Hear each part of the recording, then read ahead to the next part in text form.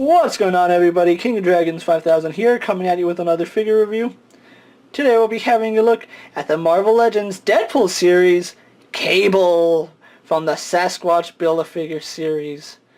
What we're going to do now is take a little break, get Cable opened up and out of the packaging, and then we'll go on to the rest of his review, so sit tight, everyone. And so here we have Cable posed and out of the packaging. Before we get onto the figure, let's actually have a look at what he comes with. Cable does come with the Build-A-Figure piece for Sasquatch, which is the left leg. Really impressive figure. We'll have a look at Sasquatch when he's all put together. But here we do have Cable, and I have to say I really do like this figure, but I do have a few issues with him. For starters, let's actually run down his accessories. He does come with 3 guns. He comes with this gun that he's holding in his hand, which is modeled after the Nerf Vagabond. He also does come with this gun right here on his holster, which is modeled after the Nerf Barrel Break. And then, of course, he does come with the BFG. And surprisingly, he can hold all weapons on his person. I am a little disappointed that he only has one trigger finger hand. His other hand is sculpted open, which it reminds me of a Cable figure I used to have where one hand was open and the other one he could hold the gun in. But those are his accessories, so let's actually take them off of him really fast so we can have a closer look at Cable. So here we have a closer look at Cable, and I have to say Hasbro did a really good job sculpting the face on Cable. Now, I know you guys can't see it that well, but his left eye is translucent. Like, all this plastic coming off of it is actually translucent plastic, and I really do like that. They didn't have to do that, but it looks so much better.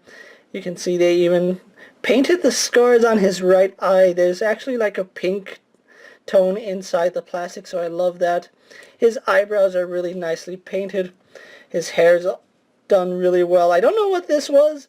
I don't remember Cable ever having this, but it looks cool. It's done in a gunmetal plastic. You can see he has his little collar right here, which is a loose appliance. Everything on Cable, his harness, this appliance, can come off. So if you want to display Cable without these, you can. I'm going to keep them on just because this is how I remember Cable back in the X-Men cartoon. But really, really liking the detail on it. You can see they actually weathered his pouches right here. These really big shoulder pads go all the way to the back. And then you can see the peg hole for his BFG right there. His silver arm. Really nicely done. However, I feel like maybe it should have like a wash effect on it like the previous Cable figure. Still a really nice sculpt, but I really would have preferred having the wash over it. You can see his gloves are done in this gray plastic. He has a single trigger finger, which again, I am disappointed that we don't have 2 trigger fingers for Cable, because that only means he can only hold one gun at a time. Moving on to his pants, they are done in a brown plastic, and again, they did a good job painting the pouches, but the pouches on his legs did not get the same care that we got right here on his utility pouch or utility belt. You can see it's all weathered here. Here it's just brown plastic. Knee pads are sculpted, but they're not painted, and then we go on to his boots, which are done in this brown plastic. And I believe nope, it's all done in brown plastic. I thought it was just painted brown, but there's a swivel right here, so it's a separate piece of plastic.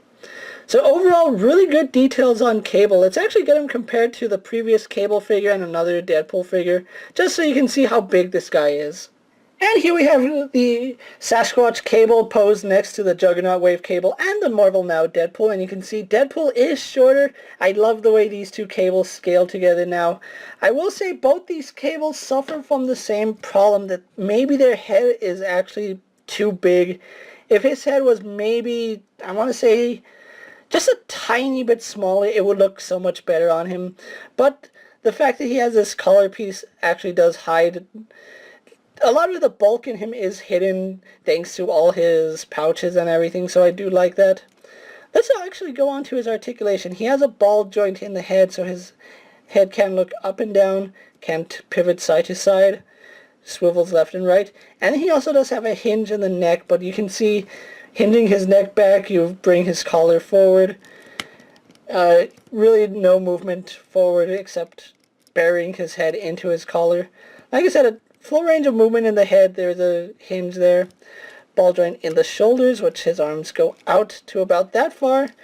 I thought they went out further, but I guess not. His arms do a full 360. His shoulder pads will get out of the way because these are a separate appliance. And if you want, you can take this off. You don't have to keep it on him. He swivels at the bicep. He is double jointed at the elbow. His gloves are a floating piece, and then we do get a swivel and hinge in the wrist. On his left hinge, we have an up and down, or a side-to-side hinge, excuse me. And on the right hand, we do have an up and down hinge, which is the hinge you're supposed to have when having guns. He has an ab crunch which goes back about that far. You can see it does separate his shoulder pads when you start moving his ab joints. And then moving them forward, you can see again separates his shoulder pads, so be cautious on how you're posing him. Swivels at the waist, legs go forward, back, and out only to about that far, which is okay considering Cable is a bulky guy. You're not going to have him in any kung fu poses.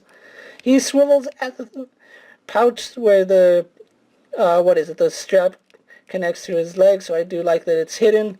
Double joint in the knee, although we don't get a full joint, it's only about 90 degrees.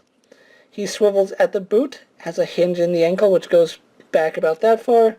Forward, not too far, and then we get a swivel in, or forward-facing pin for a rocker ankle. So overall, Cable is a really nice looking figure. So what we're going to do now is take a little break, get him posed for my final thoughts, and then we'll wrap up this review. So sit tight, everyone. And here we have Cable posed for my final thoughts. Overall, I think this is a really well executed figure. I love the 90s feel that this figure brings. Even though he does have 2 Nerf guns and the BFG, I think I'm okay with that because Cable is from the future and I guess you can get away with that. However, I would like to see guns on later released figures, not just space blasters. But that's just a personal gripe of mine. If you can find this Cable figure, I really recommend you pick him up, especially if you're a fan of the X-Men Cable or if you're just looking forward to Deadpool 2 coming out. I really do think you should not pass on this figure. He's a wonderful addition to your collection. I actually picked up my Cable as well as all the other Deadpool wave from BigBadToyStore.com. If you haven't already done so, go pick up your Deadpool Legends from Big Bad Toy Store and you won't be disappointed. Trust me, I am a returning customer. With that being said, guys, I'm King of Dragons 5000. Don't forget to like this video, leave a comment, subscribe to my channel. Go check out all my other action figure reviews as well as all my other Marvel Legend videos. Hopefully you find them informative. And as always, if there's a figure you would like to see me review, let me know down in the comments. And if it fits in my collection, I'll definitely have a look at it. Until next time, guys, I'll see you later. Take care, everyone.